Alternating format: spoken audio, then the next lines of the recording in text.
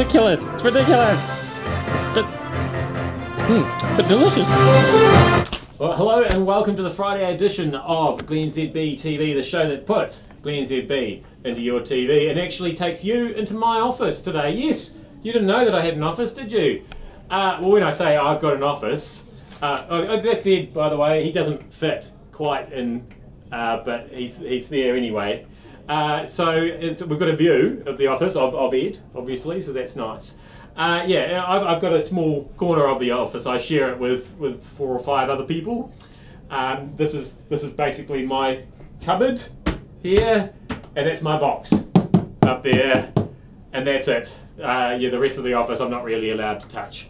Anyway, we'll start this morning with what does Auckland taste like? Because I went to the Taste of Auckland sort of wine and food festival thing last night. And I think we've got some footage actually of me there last night. From Taste of Auckland, I swear I'm not responsible for all these classes. And so I was tasting a few beverages there. And also, I did that thing when you go to a wine and food festival and you don't really want to spend that much of the fake money that you have to go and buy fake money and then give them the money and all that sort of thing. But you're quite hungry, and so you go around tasting everything, and so you have to do that thing where you have to pretend that you might buy something even though you're not really going to. And if it's something that you really like and you would like to fill up on a little bit more, because normally you just taste one thing, don't you? You just sort of go, oh, there's the thing that I'd like to taste, and you taste that. And then you might be at a cheese stand and you think, oh, I'm enjoying this cheese. And so then you really have to put the acting into full gear and go, oh, actually, I can't decide. Maybe I might go with the blue. Can I just taste that again?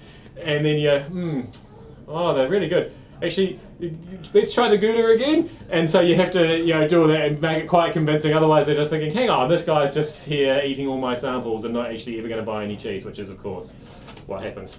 So, yeah, I'm not really sure what Auckland tastes like because I had a few drinks by the time I did any of that, and I was just trying to fill up to lessen the effects of that. So let's move on. We've had a lot of child abuse outrage this week. People have been outraged. One kiddie fiddler was let out apparently, and then they didn't know where he was, and and this caused a big stir. And I was taking this very seriously right up until the moment that I saw on one news bulletin a lady teaching the kids the danger of child predators by using this book here. That's the cover of the book. It's called Say No to Bottom Games. At which point, and I know it's bad, and I shouldn't have, but when I saw that she was reading Say No to Bottom Games, I did snigger, just a little bit, just a little chuckle, because I thought it was quite a funny name for a book. So I'm sorry about that. I should take the issue seriously, but I'm just thinking that maybe they should have called that book something more serious. Alright, I've got some advice to David Shearer. It's the big speech this weekend. He's been copping a lot of flack for being an ineffectual leader of the opposition. I won every speech contest at school from about standard 3 right through, every single year. I won the speech contest. I was awesome at speeches. So David Shearer, if you're watching, and I know you are, I've just got a bit of advice for you for the big speech this weekend where you can really clinch your position as leader of the Labour Party. No notes, don't use notes. Okay, that's amateur hour stuff, that. No notes. In fact, not even a lectern. Just go freestyle. And don't even, sometimes they say that it's all right to have just the little cards, little reminder cards, just a few key points on the cards. No, that's still amateur hour stuff. Memorise the whole thing and you'll get top marks. Lots of jokes. People love it if it's funny. It doesn't actually have to be about anything. As long as you make everybody laugh, they will remember your speech and forget everybody else's. So get some red shirt stuff in there, get some thick as batshit stuff in there, it's all good. Keep it to time, this is very important.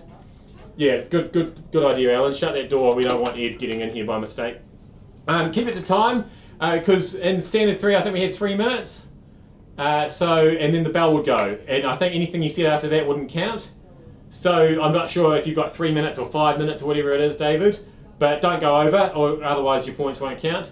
And just one more thing, probably resign. Yeah, that'd be a good climax to the speech. Just go, bugger it, it's too hard. got better things to do. So yeah, that's my advice there on speeches. Oh, it's Feedback Friday! It's Friday, that's when the feedback. And I've got my Facebook statistics here, and I'm very pleased, guys. Thank you. The talking about this is up. The weekly total reach is up. The likes up. The incidents of me actually bringing the feedback in to the episode, that's up. So that's all good.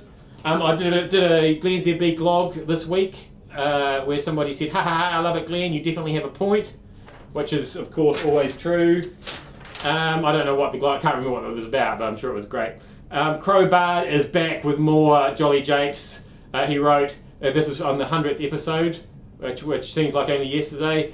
He wrote, happy 100, hope you got a birthday card from Chaz's mum, or is that mum? See what he did there? So you keep those hits, those hilarious hits coming, Crowbar. And then he wrote he wrote capital O, full stop, 0. And I think this is one of those emoticon things that I can never work those out. the smiley face I understand. Anything past that. So my last topic is, well, what does that mean? That's it there. If you can't see it, it's a bit bigger. So what does that look like to you? I looked at it. I ended up Googling it, and apparently what that means is raised eyebrow. As in,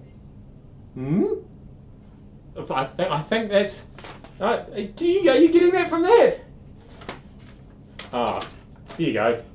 It's obvious. It's obvious now. I was holding it up the wrong way. Okay, that was the glennzb TV edition for Friday. I am glennzb, and maybe we'll tour the building somewhere else, and it'll be somewhere where Ed's actually allowed to stand next time. Who knows?